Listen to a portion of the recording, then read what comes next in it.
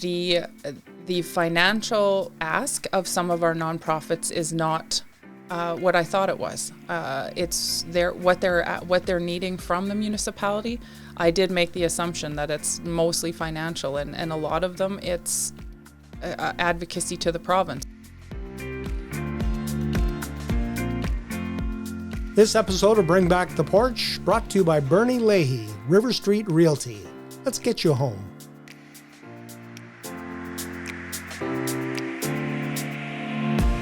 And joining me now on the porch, Pamela Kunz, a candidate for Medicinehat City Council. Welcome. Thank you. Tell me a little bit about this journey we call life that has taken you to this point. Well, my medicinehat life started in '95, so I just celebrated my 30th living anniversary here.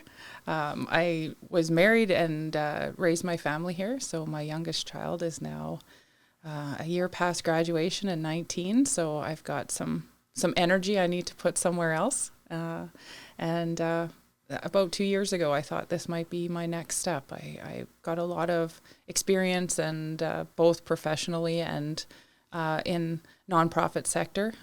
6 years ago, I started trying to find the best way for volunteerism in my life, and I wasn't quite sure how I could contribute. And that's actually when I learned the importance of board governance for nonprofit organizations. So I started working through that, and I've made my way through a couple of boards, and it's pretty awesome. So you've been in Medicinehat 30 years. And you were telling me before we started that you want to be here at least another 30 more years. At least another 30, yeah. What is it about Medicinehat that you love? To me, it's the epitome of community with the extras. I do really appreciate the people here. The landscape, just the footprint of Medicinehat alone.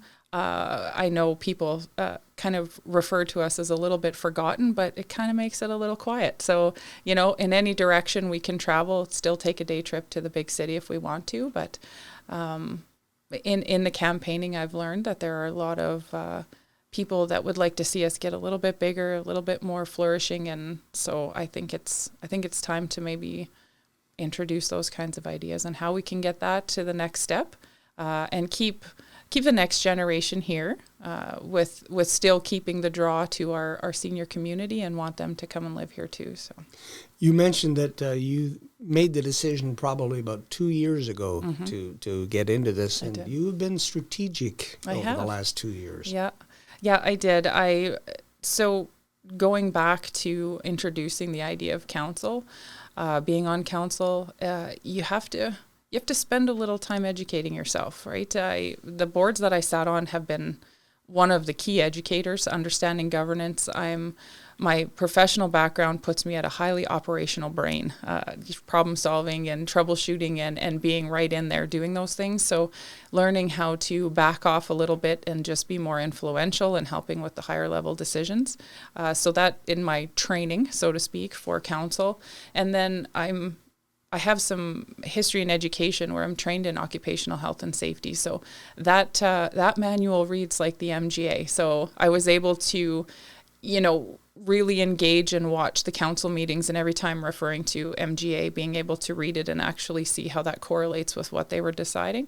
So that helped with the theory kind of behind, and then the actual practical side was, making sure that I was continuously watching the council meetings and the interactions and paying more attention to the facts and data that come through that and the types of decisions they have to make. And also spent some time communicating with other municipal council members, mayors of other municipalities, and kind of see comparatively on a higher scale or level what they deal with on a regular basis. MGA, for those who aren't familiar with the term, it's the Municipal Government Act. It's the rule book. It's the rule book, yep. And that's what you need to follow. Any preconceived notions that have been popped while you've been doing your work, your homework? Yes. The financial ask of some of our nonprofits is not what I thought it was. It's what they're needing from the municipality. I did make the assumption that it's mostly financial, and a lot of them it's advocacy to the province, because their financial backers are the province, and needing us to make sure that we're advocating for them for the need for our community is a much stronger step for them than just saying we have to budget for money for this nonprofit or that nonprofit. And I'm talking about more of our social services level. That one, I'm very glad that I was able to communicate that early on in my campaign, so that I didn't go off on a soapbox saying what we had to do financially for our nonprofits. You have alluded when we were speaking before we turned the cameras and the microphones on about communications, and how sometimes people make a decision based on what they think is going on. Communication, one of the key things that you would like to work on? Absolutely. I think communication within the council itself and understanding. We've had a lot of people, and I mean a lot of people say, do you think there's going to be 8 people that can get along? And I have the same response every time, and I'm like, you can get along with people you don't even like. It's can you fight respectively? Can you debate? Can you bring each other to the level of understanding where there's going to be a majority, and you may be the one person that doesn't necessarily agree with the decision, but because we have to go forward with the will of council, can we get the clear information to each of us that we at least can respect the decision we're going with? And those kinds of things internally have to be very well manicured to have success, but on the outside too. I think we have a golden opportunity. It's hard to say that after, people feel the last 4 years were a lot of miscommunication, non-communication, and we deal with social media on such a scale, and it's our life nowadays, and you don't have time to get ahead or clarify or anything. So the opportunity I see with the fact that we've had kind of a light shone on council and administration. I joke with some of the constituents I've spoken to, 10 years ago, I would bet anybody you couldn't name 5 councillors or tell me what a managing director was. And, so our community is very well aware of the org chart and the positions that everybody holds. And I think if we can get a group together that really wants to communicate that out into the community and start to find out how is the best way to communicate. I love this podcast. I love the opportunity we have with some of our facilities like the Esplanade, that forum, right? Like for our first year, we should be once a month, being up there and having it. The first ones could be a little spicy. Our first open mic nights with the community could be a little bit spicy, but the clearer we can get in the beginning, then when we do have to have the confidential conversations, people don't feel like we're hiding things from them. There are, there's guidelines that we do have to follow as well. And I think being clear from the beginning is going to be, I think it's a step I would like to see us take for sure. Social media has good and bad points, and bad points sometimes hit you right in the face. Yeah. You were telling me that you learned things about yourself that you didn't even know. Yeah, absolutely. And you couldn't convince people that they were wrong. Yeah, 100%. I said it very early in my campaign that I was not going to engage on social media. I know we have to use it as a platform, and I've actually, I would say, almost put people off because I don't. I've been told that I ignore people, and I've left my communication wide open other than social media. I have, coffee meetings. I had an email this morning from somebody that wanted to set up a coffee meeting tomorrow afternoon because there's a group of people that want to meet with me still. And that's how easy it is. And I'm right there. I have made myself fully available all day, all weekends for people to reach out. And social media seems to always get misconstrued. There's cherry picking little bits of information, and then it's not necessarily the first comment, it's the 22 down that it's gone awry. And thread has... Yeah. And you don't want to always feel like you're defending yourself. So I just felt face-to-face was always the best, so I made that opportunity available for anybody that wanted to take it. Your interaction with the other 38 candidates, how's that been? It's been awesome.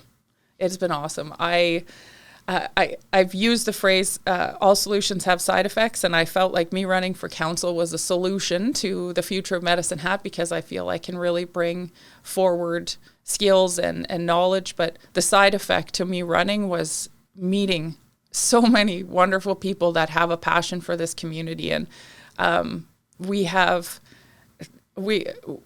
who else do you know that goes through the exact same life situation you do for the exact same amount of time? So nobody else knows what it feels like to run for council except for those 38 other people.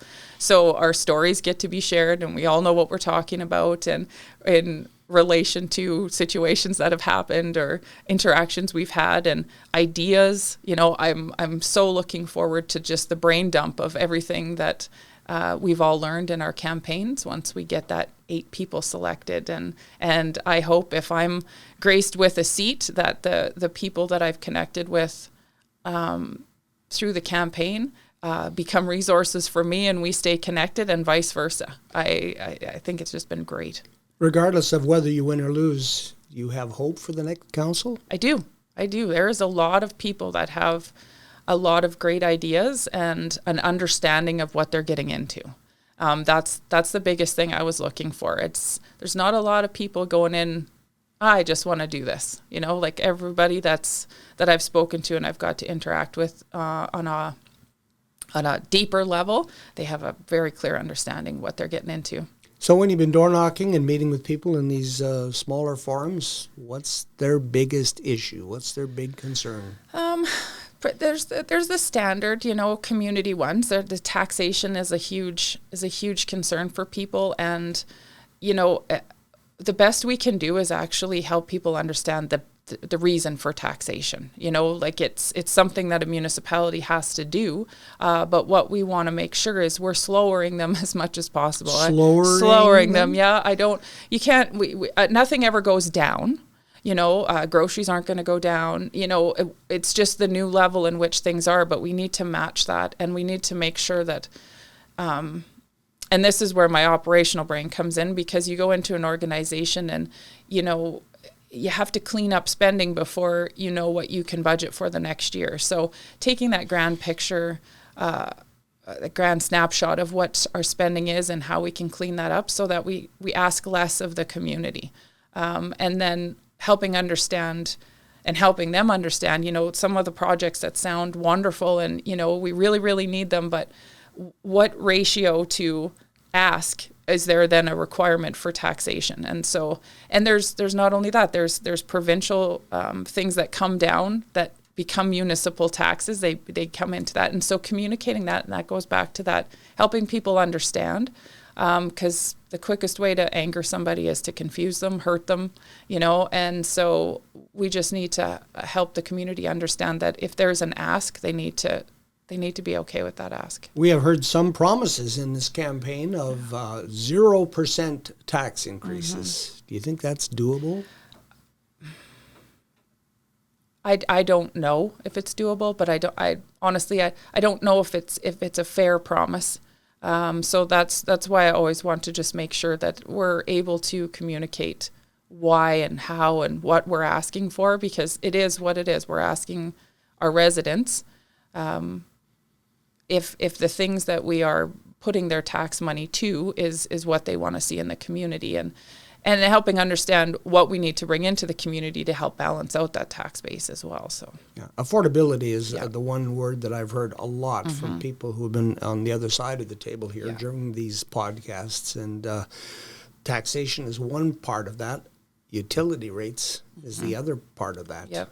How do we keep it all balanced?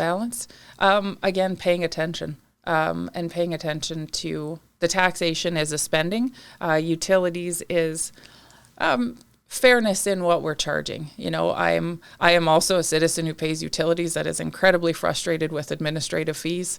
Unless you can show me that what I'm paying for something goes to something, and I'm taking that mentality to the inside if I get in, because I want those questions asked, because that is a frustration. When you look at your utility bill and you see the commodity charge, okay, that's mm-hmm. fine.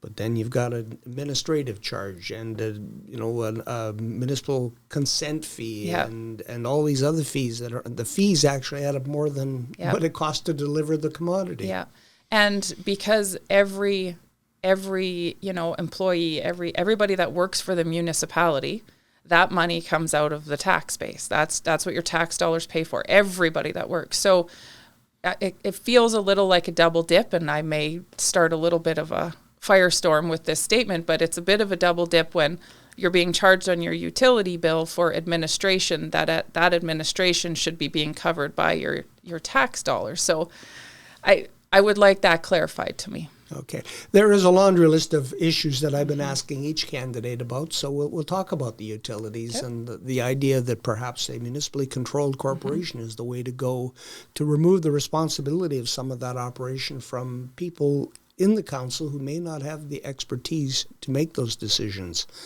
Your thoughts? The MCC, I read the reports. I've followed it all the way through. I cannot come to a smoking gun conclusion, which is the better way. I spoke to a couple developers, a couple of our very large organizations that rely a lot on us for energy, and that still didn't clarify it. I would like to, I'm hoping that once inside, again, graced with that seat, I can find out a little bit more as to the practicality of it, because it's not selling off our utilities. There's that misinterpretation of it. It's keeping everything still within here. It's just changing the framework in which it's managed.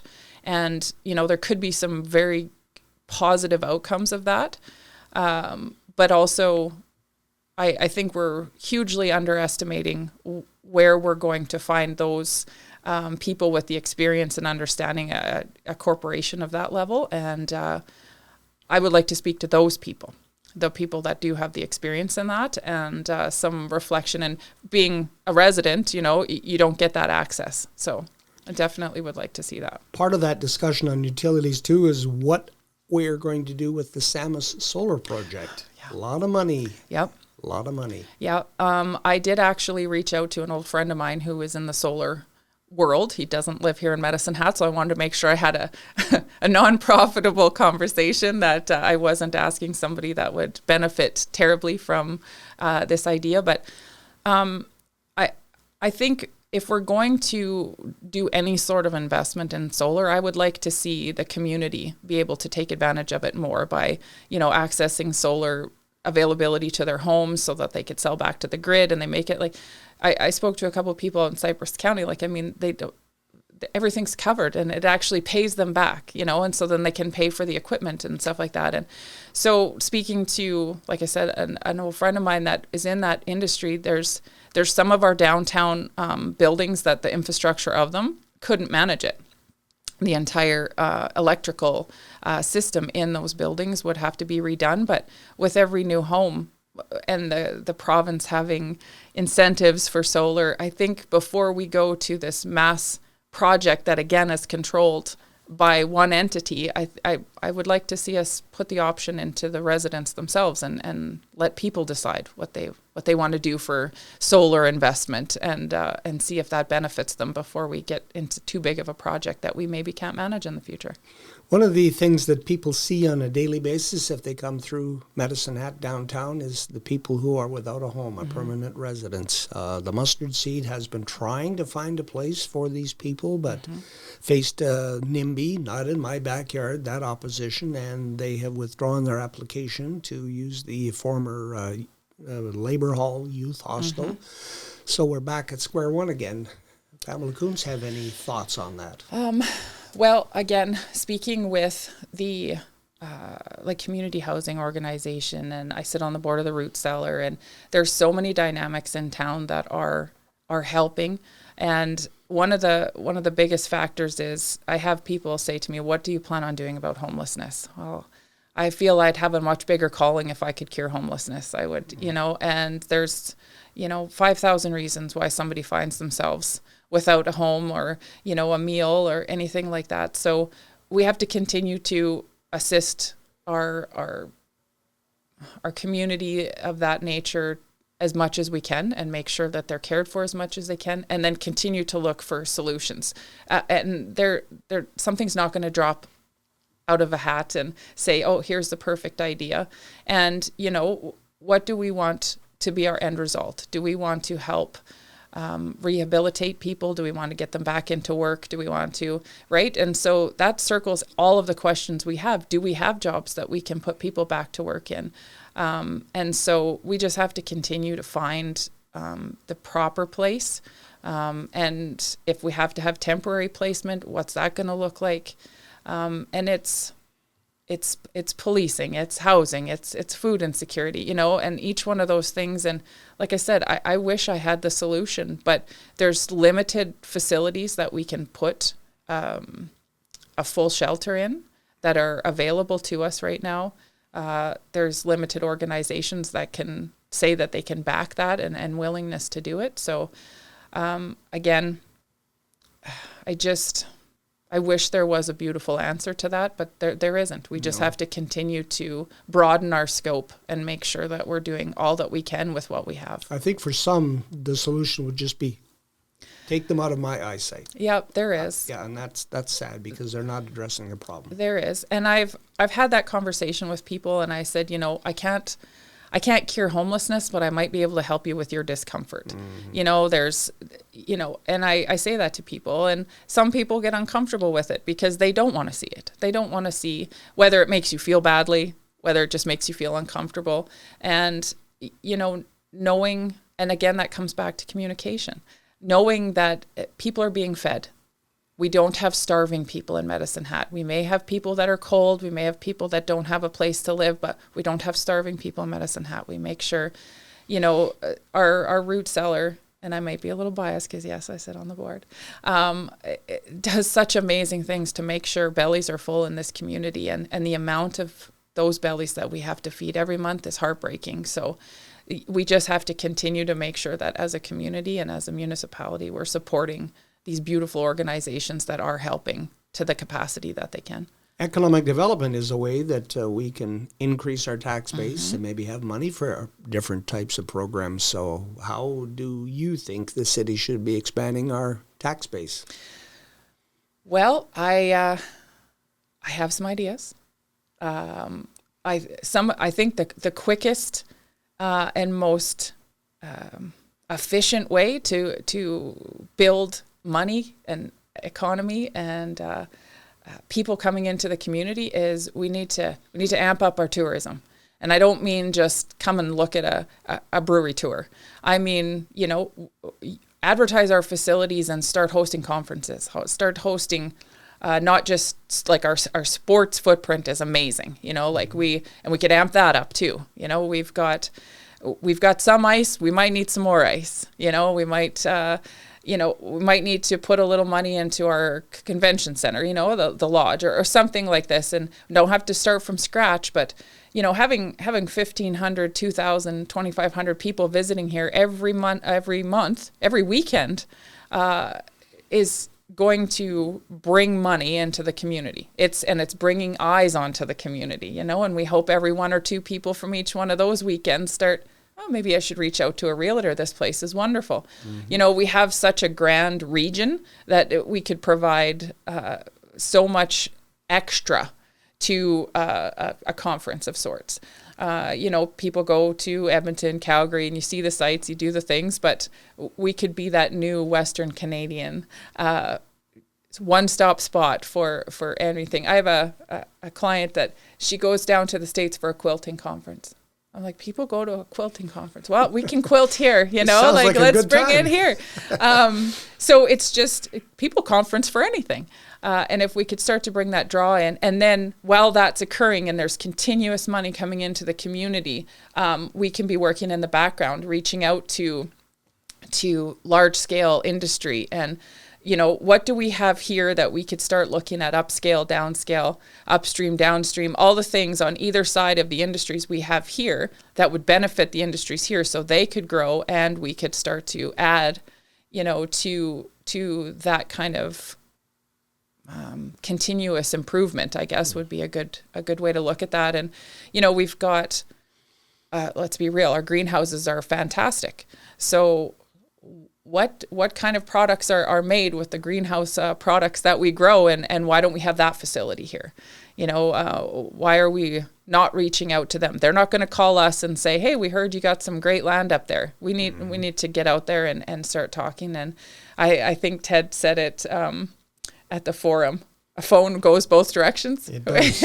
Yeah. So I like that statement where it's time to stop being forgotten and be the corner brat saying, hey, we want some attention. Let's go. One of the things I found interesting was they did a survey recently of people in Calgary and Edmonton about the level of growth in their cities, and 60% plus were saying, whoa, pull back the reins. We're growing too fast. Yep. There's an opportunity for Medicine Hat to say, well, we have room here. Yep. Look at Medicine Hat. Yep. And I agree 100%. And that's one of the things that I would say I learned in my council training that I've done for the last 2 years is other communities that do great things, they want to tell you the great things they've done. And they would be humbled and appreciative if somebody else did the great things that they did. Like, don't reinvent the wheel. Let's go see what other places are doing, or where we can fill a void for somewhere else. Do you see the Southside Recreation Center helping to attract those people that you're talking about to come to Medicine Hat? I think it would again, solution side effect, right? Like, if we do kind of amp up our tourism and we get people coming and seeing that, then that's going to be, then it's not conferences we're looking at. We're family long weekends, we're family reunions. Then our campgrounds we need to amplify them. Like, there's so many trickle of effect of things that we can add to that. But the beauty of being able to do things like that is we're looking at little growths that are going to continue to grow. As in the background, we have to be on the phone, on the highway, going to the places where we can say to these companies, like you said, come on. Mm-hmm. Yeah. Medicine Hat open for business. Absolutely. Yeah. One of those things that attracts people to Medicine Hat every summer is the Medicine Hat exhibition in Stampede. Yep. And they have been coming to council quite frequently over the last year, asking for help to improve their facilities. Would you vote yes or no on that? As it stands right now, I would have to say no, because we are very pressured with the taxation. And I believe the formula is for every $1 million ask, we're almost at a percentage of tax increase, and that was a lot of millions of dollar ask, and so that has to be a community, donor, a provincial. That has to be a partnership, and I just don't think we've found that perfect formula yet. It doesn't mean it can't be found, but we definitely have to be. That is a very strategic and long-standing plan. To ask for that, and maybe in smaller increments. But I don't think we found the right formula of how much of a build, how much of an ask is doable, and the community get really behind without there being a huge ask on that taxation base again. When I go into the ballot box, and my 39 is almost like a scroll of names, I only have 8 votes that I can use. Mm-hmm. Why should I put an X beside the name of Pamela Kunz? Well, I'm in it for the long haul, not just as I want to retire here, but this has been one of the best experiences, and it's validated to me. This is my introduction into council. I would actually like to run 3 terms. I would like to be 2 terms on council and have the community ask me to be the mayor. It sounds a little egotistical, but I would like to do such a good job and show that we still have that available, and we still have that person available. There's somebody still with the heart of Medicine Hat that can be that person, and that's what I would like to see. So every decision that I go in, I can be a little stubborn, I can be a little loud, I can be empathetic and gentle as well, but every decision isn't just for, let's see what I can do in 4 years. Like I said, we've got these little wins that we need to bring forward continuously, and we need to rebuild the respect and the communication. We've got to be working on that. We can't hyper focus on one thing at a time. And I think Actually, I know I would be the person that would be able to do that. You know, don't lose your eye on that game of that big grand growth, but we're continuously building all of these little things that we need to keep Medicine Hat going. So you're playing the long game. I'm playing the long game, absolutely. Pamela Kunz, candidate for Medicine Hat City Council, October 20th. Thanks for the visit. Thank you.